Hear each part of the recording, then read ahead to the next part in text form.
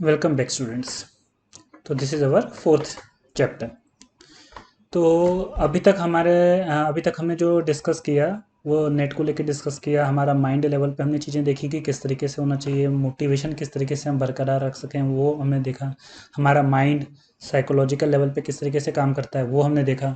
ठीक है। और उसके बाद फिर हमने देखा था, अगर आपको याद हो, लास्ट वीडियो में हमने विद्यार्थी के 5 लक्षण क्या होने चाहिए, क्या कैरेक्टरिस्टिक्स होनी चाहिए, आपकी एनर्जी लेवल कैसी होनी चाहिए, पॉजिटिव एनर्जी, नेगेटिव एनर्जी, वो सब चीज़ें हमने डिस्कस की थी। 3 टाइप के बच्चों के बारे में भी डिस्कस किया था। आई थिंक अब आपको क्लियर हो चुका होगा आप किस टाइप के बच्चे हो, है ना। फिर आपका environment, that is the most critical and the crucial part, क्योंकि अगर यही खराब है तो बाकी सारी चीज़ें आपकी बहुत अच्छी ही क्यों ना हो, आपका एंड रिजल्ट हमेशा क्या रहेगा, ज़ीरो रहेगा। ठीक है। चलिए, तो आज हम क्या डिस्कस करेंगे, आज हम डिस्कस करेंगे tools that is required for qualifying net. ठीक है। देखिए, इससे पहले कि हम हमारा जो नेट का जो मेन चैप्टर है फिजिकल केमिस्ट्री, वहाँ से हम स्टार्ट करें, तो इस देखिए, जनरली क्या होता है कि जब आप किसी लड़ाई में जाते हो तो ऐसे तो नहीं चले जाओगे ना कि चलो यार, पता चला कि यार 6 महीने बाद लड़ाई करके तो सीधे जाके कूद गए दुश्मन के जाके घर में जाके, इलाके में जाके, ऐसा तो नहीं करोगे। क्योंकि अगर ऐसा कर लिया आपने तो लड़ाई से पहले ही एंड रिजल्ट तय है। क्या जीतोगे कि हारोगे? हारोगे। क्यों? ना तो आपने प्रिपरेशन की, ना आपने सामने वाले की स्ट्रेंथ और वीकनेस का मूल्यांकन किया, एनालिसिस किया, ना आपके पास, ना आप प्रिपेयर्ड थे। तो ये सारी की सारी चीज़ें अगर आपके पास नहीं हैं तो एग्ज़ाम देना मतलब एक तरीके से खुदकुशी करने जैसी बात होगी कि आप, मतलब आप एग्ज़ाम देने से पहले ही आप ये डिसाइड कर चुके हो कि आपका सिलेक्शन नहीं होगा। तो क्या क्या टूल, देखिए, जब जब अभी ये चीज़ें मैंने आपको पहले क्यों नहीं बताई, टू ये पहले ये हमने बात क्यों नहीं की, क्योंकि पहले क्या है आपका, वो जो मैंने कहा था ना, इमारत बनने से पहले हमारे क्या मजबूत होनी चाहिए, नींव, बेस। जब तक आपका बेस क्लियर नहीं होगा तब तक वो आप टूल्स, अगर आपने देखा रामायण, अगर आपने देखी हो या महाभारत देखी होगी, तो पहले के ज़माने में क्या होता था, जो ऋषि मुनि किसी को, जैसे राम जी को जो अलग अलग दिव्य अस्त्र देते थे, तो वो क्यों देते थे राम जी को? क्यों? क्योंकि वो प्रिपेयर्ड थे उस चीज़ को लेके। मतलब अगर वो प्रिपेयर्ड ही नहीं है उस चीज़ को चलाने की, तो अगर वो उनको दे भी दें तो वो यूज़ नहीं आएगा। सिमिलरली मैं आपको पूरी केमिस्ट्री पढ़ा दूँ, फिजिकल पढ़ा दूँ, ऑर्गेनिक पढ़ा दूँ, इनऑर्गेनिक पढ़ा दूँ, लेकिन आपका माइंड ही अगर प्रिपेयर नहीं होता, आप आपके थॉट्स नेगेटिव डायरेक्शन में जा रहे होते, आपको ये पता ही नहीं होता कि आपको प्रिपरेशन कैसे एनवायरनमेंट में करनी है, कैसे लोगों की संगति में आपको रहना है, कैसे लोगों के साथ नहीं रहना है, तो ये सारी की सारी चीज़, मतलब मेरे एफर्ट्स पूरे के पूरे क्या हो जाते हैं, वेस्ट हो जाते हैं। देखिए, चाहता तो मैं डायरेक्टली आपको ना केमिस्ट्री से स्टार्ट कर सकता था, मैं ये एक्स्ट्रा एफर्ट्स लेके आपके लिए वीडियोस क्यों बना रहा हूँ। और ये सारी वीडियोस आपके लिए, मतलब ये सारे स्टूडेंट्स के लिए फ्री हैं, इनका कोई ऐसा अलग से कॉस्ट नहीं है, ये कॉम्प्लीमेंट्री वीडियोस। तो ये मैं क्यों बना रहा हूँ कि एटलीस्ट आपका पहले रूट लेवल पे, माइंड लेवल पे चीज़ें तो क्लियर हों। हो सकता है ये वीडियोस देखने के बाद कुछ लोगों का डिसाइड हो गया होगा कि नहीं यार, हमारा मतलब उतना पैशन है, उतना इंटरेस्ट नहीं है, या हमारा, हम उतना नहीं, कैलिबर नहीं है हमारा। होता है ना, ये चीज़ें डिसाइड हो गई होंगी, तो इट्स बेटर ना, मैंने आपको एक दो वीडियो पहले भी एक चीज़ बोली थी आपको कि इट्स बेटर कि अगर आपको डिसाइड हो गया कि नहीं यार, आप उतने केपेबल नहीं हो, या आप नहीं कर सकते, आपका पैशन ही उसमें नहीं है, तो it's best time to quit. क्योंकि एक बार इसमें आप कूद गए तो फ्लाइट मोड में आ जाओगे, उसके बाद कूदोगे तो सीधे ऊपर जाओगे। डिसाइड करने का टाइम अभी है। ठीक है। चलिए, तो इतनी सारी जब हमने बातें कर ली, अब हम देखते हैं कि यार क्या हमारे पास क्या क्या से टूल्स होने चाहिए। मतलब होता है ना, जैसे जब राम जी भी लड़ाई के लिए गए थे तो अलग अलग जगह ऋषि मुनि से उन्होंने क्या इकट्ठे किए थे, अस्त्र शस्त्र, ताकि जब वो फाइनल लड़ाई लड़े रावण के साथ तो वहाँ पर उनके पास सारी चीज़ें अवेलेबल होनी चाहिए। वैसे ही जब आप एग्ज़ाम दो दिसंबर का, तो उस समय आपके पास सारे टूल्स, अस्त्र शस्त्र, सारी टेक्निक्स, सारे शॉर्टकट्स, सारी क्या कहना चाहिए, जो भी चीज़ें लगती हैं वो सारी चीज़ें आपके पास होनी चाहिए। वहाँ जाके आपको फील नहीं होना चाहिए अरे यार ये तो पता ही नहीं था, ऐसा नहीं होना चाहिए। ठीक है। तो क्या क्या टूल्स लगेगा वो चीज़ें हम देखते हैं। तो पहला टूल्स जो लगेगा,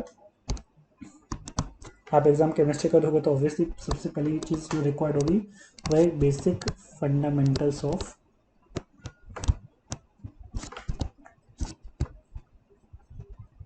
केमिस्ट्री। आपको, मतलब आपसे ये रिक्वायर्ड है, गुजारिश नहीं है, मतलब आपसे ये रिक्वायर्ड है ही, मतलब एक्सपेक्टेड है आपसे कि आपको केमिस्ट्री का एटलीस्ट बेसिक नॉलेज होनी चाहिए। देखिए, हमारा जो कोर्स हमने डिज़ाइन किया है पूरा नेट का, उसमें हम बेसिक से लेके एडवांस लेवल तक जाएंगे। मतलब हम बेसिक से, मतलब कितने बेसिक से वो भी मैं आपको बताऊंगा, मतलब 11th 12th की बेसिक, मतलब हम ये मान के चलेंगे कि आपकी केमिस्ट्री का जो करंट लेवल है वो almost zero, as per as your जो एमएससी का आपका जो सिलेबस है ना, उसके रिगार्डिंग, नेट का जो सिलेबस है ना उसके रिगार्डिंग में बात कर रहा हूँ। ठीक है। तो मैं तो बिल्कुल आपको बेसिक से, मतलब इवन आप ये मान के चलो, अगर log x is equal to 16 है तो x की क्या value, log x is equal to 5 है तो x की क्या वैल्यू आएगी, मैं ये भी निकालना आपको सिखाऊंगा। तो मतलब मैं पढ़ाऊंगा तो पूरा बेसिक से आपको, है ना। लेकिन आपसे रिक्वायर्ड क्या है कि आपके पास एटलीस्ट बेसिक फंडामेंटल नॉलेज होनी चाहिए किसकी, केमिस्ट्री की। ठीक है। इस लेवल पे मुझे नहीं पता कि कितने स्टूडेंट्स हैं और उनका करंट लेवल केमिस्ट्री में क्या है। अब इसके लिए दो चीज़ें, देखिए मैंने आपको बताया कि मैं आपको फंडामेंटल बताऊंगा, वो तो ठीक है, लेकिन आपसे आपको क्या क्या आना चाहिए। देखिए मैं आपको ये तो बता सकता हूँ कि भाई बॉन्ड क्या होते हैं, किस तरीके से बॉन्ड बनते हैं, किस तरीके से बॉन्डिंग होती है, किस तरीके से मॉलिक्यूल इंटरेक्ट करते हैं, ये चीज़ें इतना बेसिक तो मैं आपको बिल्कुल बताऊंगा। लेकिन अब आप सोचो क्या मैं आपको ये बताऊँ कि ऑक्सीजन का एटॉमिक नंबर क्या होता है, तो ये अगर आपको ये भी नहीं पता तो फिर थोड़ी दिक्कत आ सकती है। आपको मैं पूछूं यार वाटर का फॉर्मूला क्या, आपको H2O, अब आपको ये नहीं पता वाटर का फॉर्मूला क्या होता है, ऐसा नहीं आप बोलो कि सर ऐसा क्या होता है, ऐसा ऐसा थोड़ा ना होता है, तो सभी को पता होता है। नहीं, कुछ स्टूडेंट्स मैंने ऐसे देखे हैं, मैंने पढ़ाए हैं, उनको ये तक का नहीं पता H2SO4 क्या होता है, उन्हें नहीं पता। तो अगर आप देखें तो मैं आपसे क्या चाहता हूँ, ये जो टूल्स रिक्वायर्ड की मैं बात करूँ, आपको बस क्या क्या होनी चाहिए। तो पहली चीज़ तो यही होनी चाहिए कि आपको केमिस्ट्री के बेसिक फंडामेंटल पता होने चाहिए। बेसिक फंडामेंटल से मेरा क्या मतलब है, क्या क्या चीज़ें पता होनी चाहिए कि जितने एलिमेंट्स होते हैं, जैसे जो कॉमन एलिमेंट हैं, जैसे ऑक्सीजन हो गया, नाइट्रोजन हो गया, फॉस्फोरस हो गया, मतलब फर्स्ट पीरियड टेबल में जो फर्स्ट 20 एलिमेंट्स आते हैं ना, उनके एटॉमिक नंबर आपको पता होना चाहिए, बेसिक नाम पता होना चाहिए, भाई ये होता है। ठीक है, बाकी इनऑर्गेनिक में तो आपकी बॉन्डिंग पीरियड टेबल वो सारी की सारी आएगी, लेकिन बेसिक जो जिसे कहते हैं ना भाई 11 12 की जो बेस होती है केमिस्ट्री का, एटलीस्ट वो आपको पता होना चाहिए। मैं आपको ये नहीं बता पाऊंगा कि भाई वाटर का फॉर्मूला क्या होता है, H2SO4 का क्या होता है, इतना बेसिक इतना लेवल पे जाके मैं आपको नहीं बता पाऊंगा, क्योंकि अगर मैं ये भी बताने लग गया तो फिर ये 6 महीने का कोर्स 6 साल का हो जाएगा ना। 11 12 BSc MSc आप खुद ही सोचो क्या हो जाएगा, तो इतना आपको पता होना चाहिए। तो इसके लिए देखिए मैं रिकमेंड क्या करता हूँ आपको, जिनको लगता है कि उनके बेसिक्स कंसेप्ट ठीक ठाक हैं और जिनको लगता है कि नहीं हम तो है ही नहीं हमारा कुछ भी, हमको तो सर वाटर का फॉर्मूला भी नहीं पता, तो देखिए चाहे आप किसी भी कैटेगरी के हों, सबसे पहले the most important thing you all must have is NCERT text book of chemistry 11th and 12th। ये मैंडेटरी है, ये ऑप्शनल नहीं है, take my words for granted. ठीक है, सबके पास ये बुक्स होनी चाहिए और सब ये बुक बिल्कुल जैसे बाइबल होती है ना, कुरान होती है, गीता होती है, उस तरीके से आपको पढ़नी है। बहुत से स्टूडेंट्स मेरे पास क्वेरी करते हैं, क्वेश्चन उनके मेल्स आते हैं, उनके फ़ोन कॉल्स आते हैं, सर थोड़ा आप बुक रिकमेंड कीजिए कि हम नेट की प्रिपरेशन के लिए कौन सी बुक पढ़ें। तो मैंने आपको आपके ऐप में ऑलरेडी फ्री स्टडी मटेरियल के उसमें मैंने आपको देके रखा है, सारी की सारी चीज़, सिलेबस पूरा है आपके पास नेट के लिए रेफरेंस बुक कौन सी इस्तेमाल करना है वो है, और आपकी नॉलेज को और एनहेंस हायर लेवल पे ले जाने के लिए कंप्लीट रेफरेंस बुक वो भी है। वो सारी चीज़ें हैं, लेकिन वो सारी की सारी चीज़ें वर्थलेस हैं, यूजलेस हैं, जब तक कि आपके केमिस्ट्री में बेसिक कंसेप्ट क्लियर नहीं है। तो उस बेसिक कंसेप्ट को क्लियर करने के लिए एनसीईआरटी पढ़ना मस्ट है। चाहे आपको केमिस्ट्री थोड़ी बहुत आती हो, चाहे आपको नहीं आती हो, चाहे आपको बहुत ही ज़्यादा आता है, आपके बेसिक कंसेप्ट बहुत ही ज़्यादा अच्छे हो, तब भी सिर्फ एक बुक पढ़नी है, वो कौन सी, आपको 6 महीने में एनसीईआरटी, उसके अलावा एक बुक हाथ में लगानी है। देखिए बुक की लिस्ट मैं आपको ऑलरेडी पहले दे चुका हूँ, लेकिन आप ये खुद सोचो कि अगर वो सारी बुक आप खरीद के खुद परचेज करके अगर आप खुद पढ़ोगे तो फिर आपको आपका मेरा कोर्स परचेज करने का बेनिफिट क्या होगा। ये काम मेरा है, वो 20 जो बुक्स मैंने आपको दी है ना, वो मेरा काम है पढ़ना, वो मैं आपको पढ़ूंगा और उसमें से जो आपका उसका बेस्ट एक्सट्रैक्ट होगा वो मैं आपको दूंगा। तो वो तो मेरा काम है, वो उतनी सारी बुक्स पढ़ना और आपको डिलीवर करना। आपका काम केवल कौन सी बुक पढ़ना है, एनसीईआरटी। ये एनसीईआरटी आपको पढ़ना मस्ट है बेटा, इसका कोई एक्सेप्शन नहीं है। और जो भी मैं आपको बताया था काइजन टेक्नोलॉजी से पढ़िए। आपको लगता है कि अभी तो खैर ठीक है, हमारे इंट्रोडक्शन में तो थोड़ा शॉर्ट शॉर्ट वीडियोस आ रहे हैं, जैसे जैसे हमारी 1-1.5 घंटे के वीडियोस होंगे और एक दिन में 5-5 6 वीडियोस आएंगे, तो चीज़ें थोड़ी सी आपको लगेगा हेक्टिक होने लगी है, लेकिन अगेन ध्यान रखिएगा बेटा, काइजन टेक्नोलॉजी का इस्तेमाल कीजिएगा हमेशा। काइजन टेक्नोलॉजी डेली के डेली आप ये मतलब आप धर्म मान लो कि आपको कम से कम 4 से 5 पेज एनसीईआरटी के पढ़ने ही पढ़ने, मतलब आप जब तक कि एनसीईआरटी के पेज पढ़ना लो, एनसीईआरटी के 5-6 पेज पढ़ना लो, तब तक नहीं आप सोगे। अब ये देखो 5-6 पेज पढ़ने के 10 पढ़ने हैं, धीरज बनना चाहते हो कि लक्ष्य बनना चाहते हो, ये आपके ऊपर है। ठीक है, लेकिन ये टूल तो होना ही चाहिए एनसीईआरटी का। और उन बच्चों के लिए खासकर मैं बता देता हूँ जिनको लगता है कि नहीं हमारे बेसिक कंसेप्ट बहुत ही पुअर हैं, हमको उतना भी नहीं पता शायद क्या ऑक्सीजन का एटॉमिक नंबर क्या होता है, ये चीज़ें क्या होती हैं, केमिस्ट्री में जो छोटी मोटी टर्म्स हम डे टू डे लाइफ में यूज़ करते हैं वो क्या है, तो मैं उनके लिए रिकमेंड करूँगा कि वो 11 12 की एनसीईआरटी के साथ 9 10 की जो साइंस की बुक होती है वो भी रेफर करें। कोई शर्म की बात नहीं बेटा, कोई हेजिटेशन की बात नहीं है, कि आपको लगेगा कि यार बताओ हमने एमएससी कर लिया, 9th-10th की साइंस की पढ़ रहे हैं, नहीं, हमारा मेन मोटिव क्या है, नेट क्वालिफाई करना, और उसके लिए हमें जो करना पड़ेगा वो हम करेंगे, इसमें कोई बुराई नहीं है। कम से कम उन लोगों से तुम वे अहेड रहोगे जो लोग इतना सब करने के बाद भी जिनको कुछ नहीं आता, तुम एटलीस्ट एक स्टेप आगे बढ़ चुके हो कुछ करने के उसमें, ठीक है। तो पहले टूल्स जो रिक्वायर्ड रहेगा नेट क्वालिफाई कर, देखो ये आप ये सोचो कि ये पहले इसको आप स्किप कर दो और आप मेरे से पूरा का पूरा कोर्स पढ़ भी लो, तो भी आपको केमिस्ट्री आ जाएगी बट वो कॉन्फिडेंस नहीं आ पाएगा, क्योंकि आपका जो बेस जो नींव है ना, उसमें जो मेरा स्टडी मटेरियल है जो मैं आपको पढ़ाऊंगा और ये एनसीईआरटी, ये एक तरीके का सीमेंटिंग इफेक्ट का काम करेगा।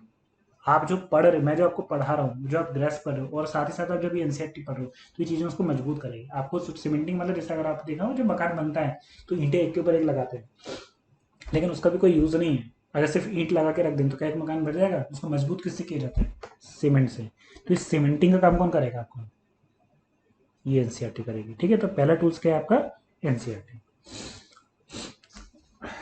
सॉरी, दूसरा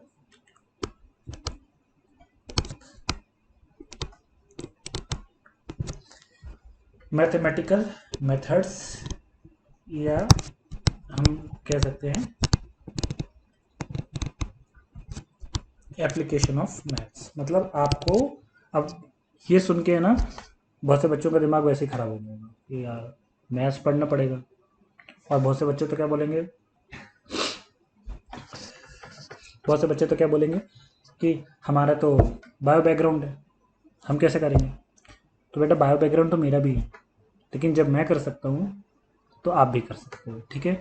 तो अगेन मैं कह रहा हूँ, ये जितने एक्सक्यूज लोगे ये ग्रह त्यागी वाले ना, कंफर्ट जोन से आपको बाहर निकलना है। अगर आपका मैथ्स बैकग्राउंड नहीं, देखिए मैं आपको मैथ्स पढ़ने के लिए नहीं बोल रहा कि आप 11th-12th की मैथ्स उठा के मैथ्स पढ़ने लगना, नहीं। केमिस्ट्री को सीखने के लिए मैथ्स का होना इट्स मस्ट, इट्स मैंडेटरी, आप ये मान के चलिए, ठीक है। ये मैंडेटरी है।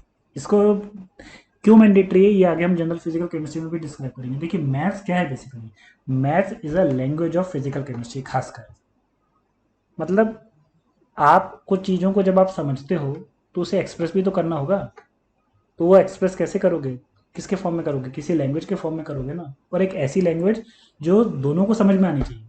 मैंने कुछ चीज़ देखी तो मैं उस चीज़ को एक्सप्रेस भी तो करूँगा। अब मुझे आती है इंग्लिश, तो मैं आती तमिल, तो मैं इंग्लिश नहीं आती, मुझे तमिल नहीं आती, तो क्या मैं अपनी बात कन्वे कर पाऊँगा? नहीं। तो इसी तरीके से आपको अगर केमिस्ट्री पढ़ना है, सीखना है, इम्प्लीमेंट करना है, किसी को बताना है, ऑब्जर्व करना है, तो आपको एक लैंग्वेज की जरूरत पड़ेगी, और वो लैंग्वेज क्या है? मैथ्स। देखिए we are not learning maths, we are not studying maths, we are studying the application of maths in chemistry. तो आप ये सोचो कि आपका मैथमेटिकल बैकग्राउंड, मतलब आप मैथ्स मैथ्स वाला पार्ट स्किप करके केमिस्ट्री कर लोगे, तो बेटा ये तो नेक्स्ट टू इम्पॉसिबल, ये होने से ये नहीं हो पाएगा। तो आपको बेसिक मैथमेटिक्स आनी चाहिए, basic mathematics you all must know. अब आप बोलोगे कि सर हमें तो नहीं आती। बेसिक मैथमेटिक्स में क्या मतलब, जैसे लॉग टेबल्स होती है ना, लॉग आपको पता होगा, लॉग एम की power n is n log m, log m into n is log m plus n, ये बेसिक प्रॉपर्टीज होगी। हल्का फुल्का कैलकुलस, इंटीग्रेशन करना, डिफ्रेंसिएशन करना, ठीक है। ये सारी की सारी simple algebra, quadratic equations solve करना, उसके सॉल्यूशंस पता करना, सिंपल रेशियोज फाइंड आउट करना, ये सारी चीज़ें। तो इतना मैथ्स है बस, बहुत ज़्यादा हम ये नहीं बोलेंगे बिल्कुल आप हार्ड कोर मैथमेटिशियन बन जाओ या हार्ड कोर मैथमेटिक्स लगेगी, ऐसा नहीं है। बट हाँ मैथ्स तो आना चाहिए। आप मैथ्स स्किप करके सोचो कि केमिस्ट्री पढ़ लेंगे तो नहीं हो पाएगा, सिलेक्शन ही इम्पॉसिबल है। मैं ये नहीं कह रहा कि मुश्किल है, इम्पॉसिबल। अब इसके लिए आप क्या करोगे? जिसका देखिए जो स्टूडेंट्स मैथमेटिकल बैकग्राउंड के हैं, जो जो मैथमेटिकल बैकग्राउंड के हो, जो बायो बैकग्राउंड के हो, मैं तो ये कह रहा हूँ, देख होता है ना कभी कभी बच्चों को ये चीज़ें होती हैं कि यार इसका तो मैथ्स है, 11th में इसका तो मैथ्स है, ये कर लेना। मैं बता रहा हूँ इस लेवल पे आके जब आप बच्चा एमएससी कर लेता है ना, तो फर्क ही नहीं रह जाता कि वो मैथ्स बैकग्राउंड का है कि बायो बैकग्राउंड का। ना मैथ्स वाले को कुछ आता है ना बायो वाले को कुछ आता है। अभी मैं मैथ्स वाले से एक मैथ्स का सवाल पूछ लूंगा ना, उससे नहीं बनेगा। और जो बच्चे छाती चौड़ी कर रहे हैं, हम तो बायो वाले हैं, हम उनसे बायो का क्वेश्चन पूछेंगे, उन्हें बायो का क्वेश्चन भी नहीं पता। तो बायो वालों को तो खैर बायो भी नहीं पता होती ढंग से, और मैथ्स वालों को मैथ्स नहीं पता होती। तो दोनों को दोनों ही पढ़ना है, मतलब आपको दोनों ही पढ़ना है। आपको बायो भी पढ़, मैथ्स वाले को बायो भी पढ़ना है, और बायो वालों को मैथ्स भी पढ़ना है। ये तो पढ़ना ही है बेटा, इसमें तो कुछ हो नहीं सकता। अब बात ये कि कैसे पढ़ना है, तो अगेन ये प्रॉब्लम मैं आपकी सॉर्ट आउट कर देता हूँ। मैं ये वाला चैप्टर आपको पढ़ाऊंगा बेसिक मैथमेटिक्स का, है ना। आपको जो जनरल फिजिकल केमिस्ट्री स्टार्ट ही होगा, आपने तो कोर्स डिटेल में शायद देख ही लिया होगा, तो आपका मॉड्यूल 2 है वो जनरल फिजिकल केमिस्ट्री है, उसमें हमारा बेसिक मैथमेटिक्स और basic concept of physical chemistry आएंगे। तो मैथमेटिक्स भी मैं आपको आपको बता दूंगा जो लगेगी हमारी केमिस्ट्री में, जितना लगेगा पूरा मैथमेटिक्स थोड़ी मैं पढ़ाऊंगा। ठीक है बेटा, तो इंपॉर्टेंट चीज़ क्या है, पहला तो आपको बेसिक फंडामेंटल, आपको एक ही बुक रेफर करनी है थ्रू आउट द सेशन, कौन सी आपकी एनसीईआरटी। दूसरा, मैथ से घबराइएगा मत, मेरी दिली रिक्वेस्ट है आप सबसे, don't fear of maths, don't get a phobia of maths, maths का फोबिया नहीं पालिए कि मैथ बहुत आसान है। मेरी गारंटी बेटा, ट्रस्ट करो मेरे पर, मैं कह रहा हूँ।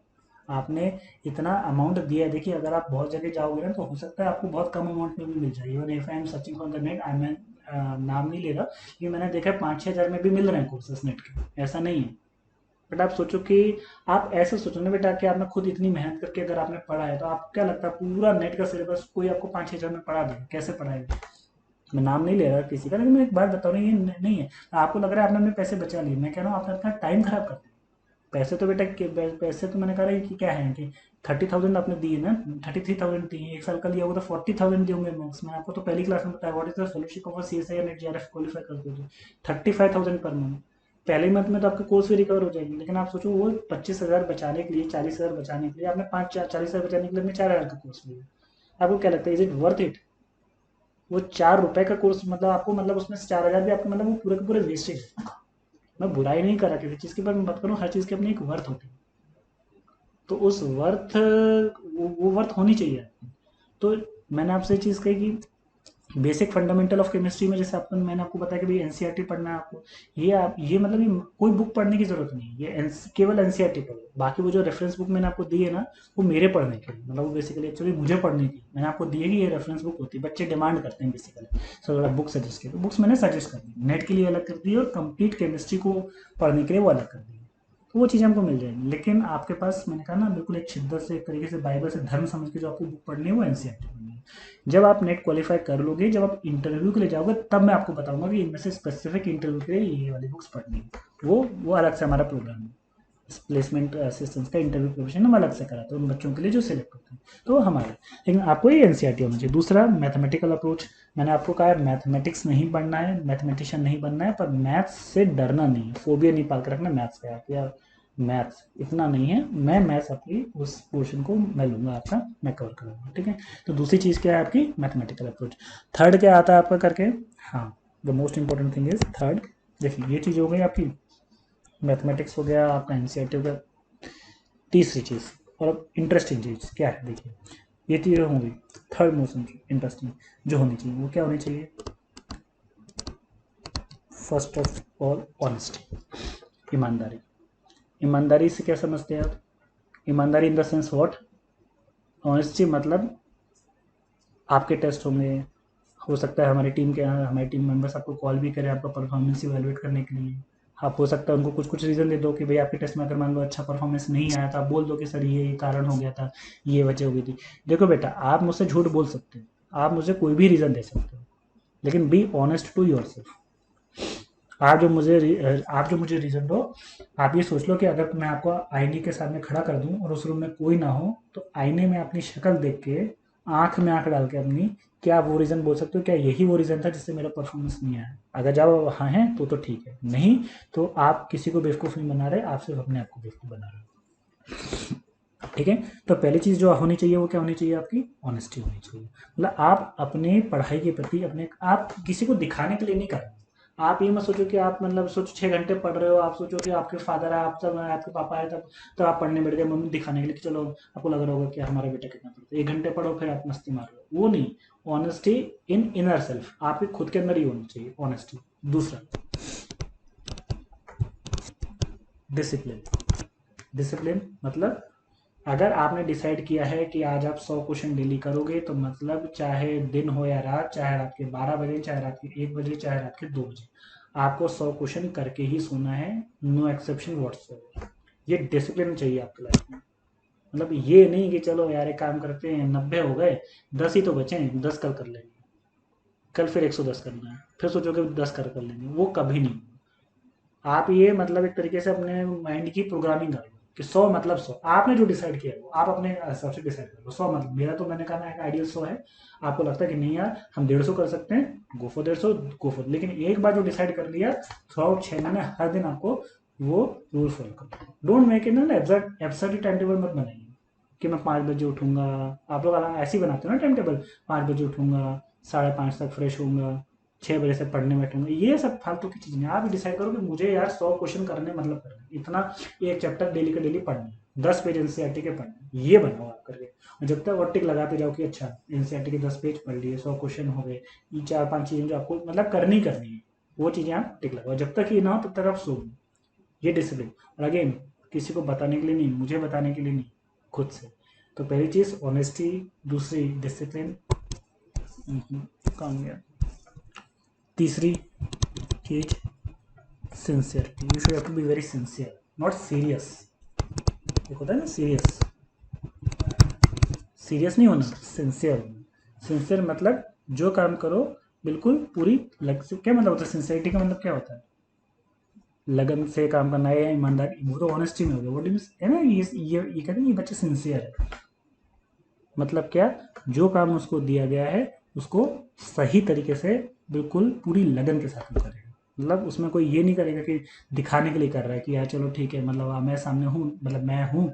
जैसे नॉर्मल क्लास में होता है ना कि जब टीचर होता है सामने तो बच्चे पढ़ते हैं, जैसे टीचर चले जाता है वो अपने उसमें ये मैं कह रहा हूँ। सिंसियरिटी आपके अंदर होनी चाहिए, तो ऑनेस्टी चाहिए, डिसिप्लिन चाहिए, सिंसियरिटी चाहिए। देन क्या चाहिए बेटा आपके पास क्या होना चाहिए, स्मार्ट वर्क। क्या मतलब होता है, एक होता है हार्ड वर्क, मतलब बहुत मेहनत कर बहुत पढ़ रहे हो, हार्ड वर्क नहीं चाहिए, स्मार्ट वर्क। हार्ड वर्क तो बेटा लेबर भी करता है, मजदूर होता है ना वो भी हार्ड वर्क करता है, बट क्या हम उसे सक्सेसफुल बोलते हैं, वो सक्सेसफुल है नहीं, वो हार्ड वर्क है। स्मार्ट वर्क है, आपको ऐसे बिल्कुल गधे घोड़ों की तरफ 10 8 10 घंटे पढ़ना नहीं है, मतलब 8 10 घंटे तो पढ़ना है, बट वैसे नहीं बिल्कुल जैसे आप अभी तक बोर्ड एग्जाम की तैयारी या कॉलेज के सेमेस्टर एग्जाम्स के लिए पढ़ते हैं वैसा नहीं पढ़ना। आपको ये इंश्योर करना है कि मैं किसी क्वेश्चन को कम से कम जल्दी से जल्दी कैसे कर सकता हूँ, जो चीज़ 5 मिनट में हो सकती है मैं उसको 1 मिनट में कैसे कर सकता हूँ, एरर फ्री तरीके से। डेट्स व्हाट, वो स्किल्स मैं आपकी डेवलप करूंगा कि किस तरीके से। मैं आपको ट्रेडिशनल तरीके भी बताऊंगा जो मैं आपको न्यूमेरिकल्स करवाऊंगा, जो मैं आपको मैकेनिज्म कराऊंगा कि भैया ये एक न्यूमेरिकल है, इसको इस तरीके से किया जाता है, करना कैसे वो भी बताऊंगा। दोनों क्यों बताऊंगा बोले सर फिर डायरेक्ट भी बताओगे करना कैसे, नहीं, आपको कंसेप्ट तो पता होना चाहिए ना, आपका बेस तो क्लियर होना चाहिए ना, नहीं तो कल को आपको शॉर्टकट से मैं पढ़ा दूं, कल को आप इंटरव्यू देने जाओ, कोई आपसे सवाल पूछे, आपको आंसर तो पता है, वो पूछे भाई बताओ किया कैसे, तो ये बोलोगे कि नहीं शॉर्टकट से किया, आपको बेस तो पता हो, बेस पता हो, लेकिन हम जब वो एग्जाम में जाएं तो वहां पर हमारा मेन मोटिव क्या होता है, सही आंसर आना, वो कैसे है, तो वो मैं आपको, तो ये skills how to do smart work ये मैं आपको डेवलप करूंगा। Next, passion. पैशन मतलब क्या होता है, एक होता है बेटा इंटरेस्ट और दूसरा होता है पैशन। आपको केमिस्ट्री में इंटरेस्ट अगर है तो खतरनाक है, आपको केमिस्ट्री में पैशन है तो इससे बेस्ट कुछ नहीं है। क्यों, क्या अंतर है पैशन और इंटरेस्ट में, कोई बता सकता है? आप मुझे वो भी कर सकते हो कि आप क्या आपको अगर कोई डाउट आ रहा है ना किसी चीज़ को रिगार्डिंग, कि आपको कोई सवाल पूछने हैं या किसी भी प्रकार का कोई चीज़ को लेके संदेह या कुछ चीज़ आपको खटक रही है ना, तो आप मुझको पूछ सकते हो, आप मेल भी कर सकते हो, और आप जो ऐप है उसमें नोटिफिकेशन भी डाल सकते हो, तो वो भी मैं उसका रिप्लाई दे दूंगा आपको। तो what is the difference between the passion and the interest. तो बेटा इंटरेस्ट एक ऐसी चीज़ होती है ना जो आज किसी चीज़ में है कल नहीं। जैसे फॉर एग्जाम्पल मैं अगर अपना बताऊँ, मुझे टेक्नोलॉजी वाली जो चीज़ें होती है ना कंप्यूटर्स में इंटरेस्ट है, बहुत इंटरेस्ट है। आपको अगर मैं वही है ना जब मैं अपनी जगह वो बताऊंगा आपको लगेगा सर अपनी तारीफ कर रहे हैं, but I am a software engineer by academics. मैंने एनआईटी से डिप्लोमा किया सॉफ्टवेयर इंजीनियरिंग का, ऑल ओवर द वर्ल्ड उसके रिकग्निशन, सोचो, और ऐसा नहीं 94%। तो क्यों क्यों किया ये, करियर बनाने के लिए नहीं, इंटरेस्ट था कंप्यूटर्स में, प्रोग्रामिंग में।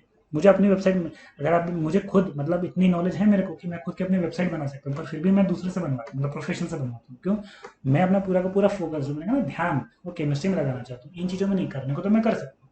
पहले स्टार्टिंग में जब हमने अपनी इंस्टीट्यूट स्टार्ट की थी तो मैं अपनी वेबसाइट खुद ही मेंटेन करता था, पर फिर मुझे लगा कि शायद मैं केमिस्ट्री को उतना टाइम नहीं दे पा रहा जितना कि देना चाहिए, यहाँ मेरी एफिशिएंसी में फ़र्क पड़ेगा। इसलिए फिर मैंने उस चीज़ को किसी प्रोफेशनल से करा, मैं को प्रोफेशनल करेगा वो जल्दी कर देगा, मैं करूँगा वही काम आधे घंटे में होगा, प्रोफेशनल वाला 10 मिनट में कर देगा, ये चीज़ें होती है ना।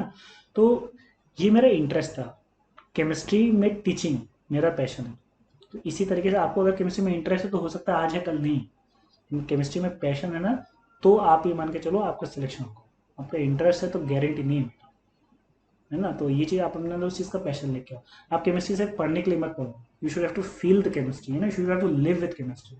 आपको ना फील आना चाहिए कि यार जो हम डे टू डे लाइफ में देख रहे हैं यहाँ कहाँ कहाँ केमिस्ट्री लग रही है।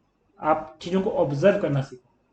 आज से ये चीज़ आप make it as a habit कि आप चीज़ों को ऑब्जर्व करो कि आपके आसपास की जो चीज़ें हैं वहाँ कहाँ केमिस्ट्री आ रही है। और आप बिलीव नहीं करोगे, the moment you wake up in your life, जब आप अपनी लाइफ में जब आप सुबह उठते हो, the end the moment you go to the sleep at night, हर इंस्टेंट पे कहीं ना कहीं किसी ना किसी फॉर्म में केमिस्ट्री का कोई ना कोई एप्लीकेशन लग रहा होता है।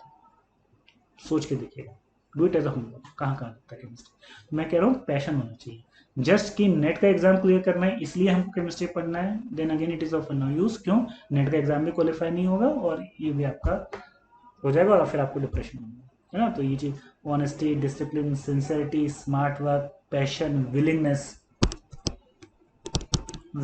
तो खैर है आप लोगों में, तभी शायद आप लोगों ने कोर्स ज्वाइन किया है। और मैं तो बोलता ही हूँ कि मैं बहुत से लोगों स्टूडेंट्स की एक शिकायत रहती है कि सर आपकी फीस बहुत ज़्यादा है ना। आपको भी लगा लो सर फीस ज़्यादा है, ट्रस्ट मी, एक बार ये कोर्स खत्म हो जाना चाहिए। देखिए अब तो आपने फीस दे दी ना तो कुछ हो नहीं सकता करके, ट्रस्ट मी मैं कह रहा हूँ, मुझको भरोसा रखिए। 6 महीने खत्म हो जाने दीजिए, मैं आपसे खुद पूछूंगा कि आपने ये जो फीस दी है इज इट वर्थ इट। और मेरी गारंटी, एक बच्चा ये नहीं बन सकता कि सर आपकी फीस ज़्यादा है। और आप बिलीव नहीं करोगे कि हमारे यहाँ से जितने बच्चे पास आउट हो चुके हैं उन सब ने कहा सर आपकी फीस बहुत कम है। आपको लग रहा होगा सर ये मतलब ऐसा बोल के आप मुझसे और फीस लेना चाहते हो, नहीं ऐसा नहीं है, मैं आपसे और फीस नहीं लेना चाहता। मैं एक बात बता रहा हूँ, आपको बिलीव नहीं हो तो आप कभी आइए इंस्टीट्यूट में, जब हमारे बच्चों से इंटरेक्शन होता है तो हमसे वो आपसे खुद बताएंगे। वो खुद बोलते हैं सर आपकी फीस कम, आपको जिस जिस तरीके का आप मटेरियल प्रोवाइड करो, जिस तरीके से जिस जो लेवल आप दे रहे हो उसके रिस्पेक्ट में ये फीस बहुत कम है, आप फीस बढ़ाते क्यों नहीं। हमने कहा बढ़ाने को तो हम बढ़ा, और ऐसा नहीं है अभी भी जैसे जो मेरी फीस है तो आप लोगों ने परचेज किया, अगर मैं 30,000 की जगह 6 महीने का कोर्स 40,000 रखूँ ना फिर भी बच्चे लेते हैं। मुझे ये पता है क्योंकि मुझे अपनी क्वालिटी पे भरोसा है ना, मुझे पता है। मैं ऐसा नहीं कि सिर्फ कहने के लिए कह रहा हूँ, मैं तो ओपनली बिल्कुल बीच सड़क में ये चीज़ कह सकता हूँ कि मैं जो आपको ये दे रहा हूँ ये कोई चीज़ें कॉपी पेस्ट वाला काम नहीं है कि मैंने 4 इधर से देखा उधर से देखा वो चीज़ आपको दे दी। आपको इसमें मेरी मेहनत दिखेगी, बिलीव मी। और कोर्स खत्म होने के बाद आप नहीं बोलोगे कि सर ये फीस ज़्यादा है। अगर आप लक्ष्य कैटेगरी वाले बच्चे होते हैं घूम के तो वो तो लग सकता है कि सर फालतू की फीस देगी, वो एक अलग है। लक्ष्य कैटेगरी के बच्चों ने तो आपको कभी फील नहीं, जिस दिन आपका सिलेक्शन होगा ना आपको इस चीज़ की वर्थ समझ में आएगी। तो मैं आपको कह रहा हूँ, मैं just I am just like an open book to you, take whatever you want. आप जो लेना चाहते हो मेरे से वो आप ले सकते हो, जितना एक्सट्रेक्ट कर सकते हो कर, लेकिन ये आपको करना है ना। पैसा कुएं के पास जाता है, कुआं पैसे के पास नहीं आता, सुना होगा ना ये कहावत आपने। अब मैं नहीं हो सकता ना ये कि मैं आपके पास कुछ बताऊं बेटा क्या प्रॉब्लम है क्या नहीं क्या नहीं, ये आपको करना है। तो आप जब भी कोई डाउट पूछोगे, जब भी आपको कोई दिक्कत होगी, you can contact me. Phone पे ज़्यादा मैं प्रेफर नहीं करता डाउट्स क्लियर करने, या तो आप मेल के थ्रू या तो मेरी लाइव क्लासेस होगी जो मैं वीडियोस में बता भी दूंगा, डाउट्स क्लियरिंग सेशंस, तो आप मुझसे पूछ सकते हो, ठीक है। तो ये सारी की सारी चीज़ें आपके अंदर होनी चाहिए, honesty, discipline, sincerity, smart work, passion and willingness, ठीक है। अब ये 3 चीज़ें टूल्स रिक्वायर्ड है। अब इसमें कौन सा टूल ज़्यादा इंपॉर्टेंट है, कौन सा कम इंपॉर्टेंट है, क्या वेटेज है, तो ये बताना मुझे बहुत इंपॉर्टेंट है। देखिए पहला पार्ट और दूसरा पार्ट मतलब फंडामेंटल्स ऑफ केमिस्ट्री, मतलब आपको जो बेसिक कंसेप्ट या बेसिक नॉलेज जो केमिस्ट्री की जो मैंने कहा आपको होनी चाहिए, उसके लिए आप एनसीईआरटी रेफर कर सकते हो, और ज़्यादा चाहिए तो आप 9th की भी कर सकते हो जैसा मैंने आपको कहा। दूसरा मैथमेटिकल अप्रोच, मैथमेटिकल मेथड, मतलब आपको बेसिक मैथमेटिक्स तो आनी चाहिए भाई, आपको सिंपल इंटीग्रेशन डिफरेंशिएशन करना आना चाहिए। वो नहीं भी आता तो कोई दिक्कत नहीं है, मैंने आपको पहले कहा वो तो मैं आपको सिखा दूंगा। लेकिन इसका जो कंट्रीब्यूशन है ना इन दोनों चीज़ों का, ये आपके सिलेक्शन में कितना पता है, ये है 30%, जैसे 30%, और ये जो है इसका परसेंटेज है 70%। अब आप ये बताओ कि मैं आपको ये जो टूल्स रिको जो है ना लड़ाई में जाने के लिए जो आपको अस्त्र और शस्त्र की जरूरत पड़ेगी, जो टूल्स की जरूरत पड़ेगी, उनमें से ये जो 3 टूल्स हैं इसमें से मैं आपको कौन कौन से टूल दे सकता हूँ, मैं दे सकता हूँ। पहला, मैं आपके बेसिक्स कंसेप्ट क्लियर कर सकता हूँ केमिस्ट्री के। और एडवांस लेवल पे जाके मैं आपको केमिस्ट्री बता सकता हूँ, पूरी आपकी केमिस्ट्री अच्छी कर सकता हूँ, मैथ्स मैथमेटिकल कंसेप्ट समझा सकता हूँ ना, जो मैथ्स लगती है वो बता सकता हूँ। लेकिन इसका कंट्रीब्यूशन तो केवल कितना है, 30%। तो क्या केवल इतना होने से गारंटी है कि आपका सिलेक्शन होगा? नहीं। 70% मेजर चंक जो कॉन्स्टिट्यूट कर रहा है वो कौन कर रहा है? आपका ये वाला पॉइंट। और क्या ये चीज़ें मैं आपको दे सकता हूँ? नहीं, ये आपके खुद के अंदर होना चाहिए। इसलिए मैं हमेशा क्लास में भी अपने बच्चों से ये कहता हूँ कि आपके सिलेक्शन के लिए जो होल सोल जिम्मेदार है वो सिर्फ आप हो। आप अपना सिलेक्शन चाहो तो करवा सकते हो, चाहो तो नहीं करवा सकते। मैं सिर्फ एक माध्यम, आई एम जस्ट अ मीडियम। मैं आपको आपके गोल को अचीव करने में हेल्प कर सकता हूँ। मतलब मैं आपको उस दरवाजे तक तो ले जा सकता हूँ जहाँ से आपका करियर आगे बढ़ सकता है, जहाँ आपको जाना है। पर आप सोचो कि मैं उसमें आपको धक्का देके अंदर डाल दूँ, वो नहीं डाल सकता। तो आपको खुद करना है, क्योंकि ऑनेस्टी मैं ये तो नहीं कर सकता ना कि आपके पार्ट की ऑनेस्टी मैं करूँ, मैं बैठ के पढ़ूँ। वो आपको पढ़ना है, पैशन आपके अंदर होना चाहिए। मेरे अंदर पढ़ाने का पैशन है, आपके अंदर पढ़ने का होना चाहिए। जब मेरी फ्रिक्वेंसी और आपकी फ्रिक्वेंसी मैच करेगी तभी रेजोनेंस होगा, तभी सिग्नल मिलेगा। सिग्नल मिलेगा मतलब क्या? तभी आपका प्रोडक्ट बनेगा। प्रोडक्ट मतलब क्या? तभी आपका सिलेक्शन होगा। सिंसियरिटी, स्मार्ट स्मार्ट वर्क चलो टू एन एक्सटेंट मैं आपको बता सकता हूँ कि कैसे करना है, बट करना तो आपको पड़ेगा। पैशन, विलिंगनेस, ये सब आपकी चीज़ें हैं। तो इतनी सारी चीज़ें हैं जो आपके लिए रिक्वायर्ड हैं। Again this constitute 70%। तो है ना, आपको एक चीज़ें माइंड में बिल्कुल क्लियर हो जानी चाहिए कि आपका कॉन्ट्रीब्यूशन कितना रहने वाला है और मेरा कॉन्ट्रीब्यूशन कितना रहने वाला है। मेरा कॉन्ट्रीब्यूशन रहेगा ये 30%, लेकिन ये रहेगा 30% का पूरा 100%, और ये 70% का पूरा 100% आपका है ना। इस मैं अपनी तरफ की ईमानदारी बरतूंगा, आप अपनी तरफ की ईमानदारी बरतिएगा। मैं ये जो चीज़ें ऑनेस्टी, डिसिप्लिन, सिंसियरिटी बताई, ये मेरे लिए भी लागू होती है। मैं भी आपको बिल्कुल, मैं इसमें ये नहीं करूँगा कि चलो यार कोई टॉपिक ऐसा है ना कि मतलब थोड़ा सा लेंदी है तो उसको कट शॉर्ट कर दूंगा। नहीं, मैं वीडियो 1-1.5 घंटे की जगह 2.5 घंटे का कर दूंगा, वो चलेगा। लेकिन मैं ये नहीं, मेरे को भगा भगा के पढ़ाना वैसे एक्चुअली ना आता भी नहीं। मतलब इसे है ना, वो धीरे धीरे काइजन कर कर करके ना ये चीज़ें मैंने भी अप्लाई करी। पहले मैंने प्लान किया था कुछ मतलब जनरली जो मेरी क्लासेस होती है नॉर्मली वो 80-85 डेज की होती है, जो क्लासरूम प्रोग्राम्स होते हैं, 6 to 7 आवर्स के लेक्चर्स होते हैं। तो कुछ 400-500 आवर्स के थे। जब मैं बनाने बैठा, जब मुझे क्योंकि देना था आपको रिटर्न उसमें, it comes to be 600 hours lecture. मैंने कहा चलो अब लिख दिया तो लिख दिया, हो गया हो गया। हमने उसको ये नहीं करा 600 का, नहीं मेरे को 500 पे लिख के आया, एक्स्ट्रा ही पढ़ लो, कोई दिक्कत नहीं। और will discuss each and everything. और ये जो 600 आवर्स के लेक्चर है माइंड रेट, ये 1% इरिलेवेंट नहीं है। मतलब आपको 1% ये नहीं कर सकते कि आप सोचो ये तो फालतू छोड़ो, नहीं, कुछ नहीं छोड़ना।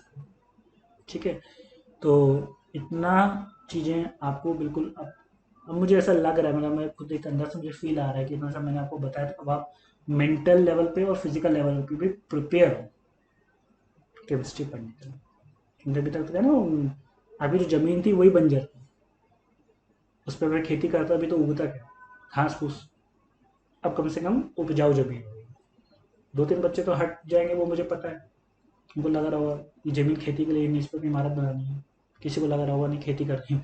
एक बात बता रहा हूँ, तो this is now a perfect conditions कि अब आपका मेंटल पूरा जो भी क्या कहते हैं कुछ जमा होगा चीज़ें, तो वो क्लियर हो गई होंगी। आपका जो बेस है वो भी क्लियर हो गया होगा, कंसेप्ट क्लियर होगा, माइंड में क्लैरिटी आएगी।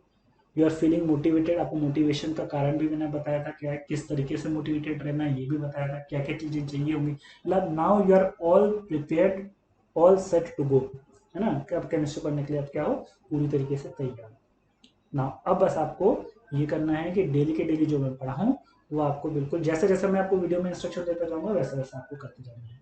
ठीक है, चलिए इसके बारे में थोड़ा सा किस तरीके से प्रोसीड करेंगे वो हम नेक्स्ट क्लास में डिस्कस करेंगे। ठीक है, चलिए, तो we see you in the next class. Okay, thank you.